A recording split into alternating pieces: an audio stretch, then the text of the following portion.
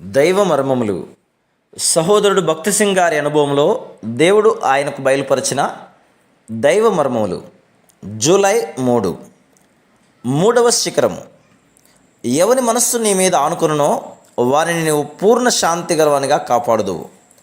ఏలైనగా అతడు నీ యందు విశ్వాసముంచి ఉన్నాడు. యెషయా గ్రంథం 26:3. ఇది అంతరంగిక సమాధానమును పర్వత శిఖరం. ఎవని మనస్సు నీ మీద ఆనుకునునో వారిని నీవు పూర్ణ శాంతి గలవానిగా కాపాడుదువు. ఎంతవరకైతే నీవు దేవుని చిత్తమును కనుగొని ఆయన నీతో చెప్పిన దానిని చేసేదవో అంతవరకు ఈ భూమి మీదనున్న ఏదైనాను, అది అనారోగ్యమే కానీ, శ్రమయే కానీ, కష్టమే కానీ ఆ సమాధానమును నీ నుండి దూరపరచలేదు. శత్రువులు సైతం ఆ సమాధానమును తీసివేయలేరు. అది పరిపూర్ణ సమాధానం. యేసుక్రీస్తు ప్రభువును అనుభవంలో ఎరిగిన వారే ఈ సమాధానమును కలిగిందురు. ఈ సమాధానము నది వంటిది. నదిలోని నీరు దినదినము అధికమగుచుండునట్లు ఈ సమాధానం కూడా అనుదినము అధికమగుచుండును. 4వ శిఖరం. యెహోవాను నేను దానిని కాపు చేయుచున్నాను. ప్రతి నిమిషమున నేను దానికి నీరు కట్టుచున్నాను. ఎవడునూ దాని మీదికి రాకుండానట్లు దివారాత్రము దాన్ని కాపాడుచున్నాను. యెషయా గ్రంథం 27:3.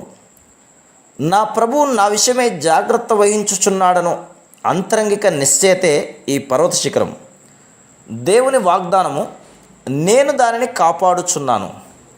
భూకంపం వచ్చినా, కరువు కలిగిన, అనేక హింసలు యుద్ధములు రేగినా ప్రభు మనలను భద్రపరచును.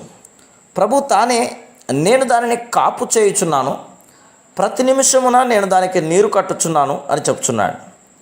అనగా ఆయన కృప ప్రేమలను బట్టి మనల్ని ఎల్లప్పుడూ పచ్చగాను, నూతనముగాను, ఫలభరితముగాను ఉంచును. 5వ శిఖరం. జనులు సైన్యములకు అధిపతియగు యెహోవా చేత దాన్ని నేర్చుకుందరు. ఆశ్చర్యమైన ఆలోచన శక్తియు అధిక బుద్ధియు అనుగ్రహించువాడు ఆయనే. యెషయా గ్రంథం 28:29.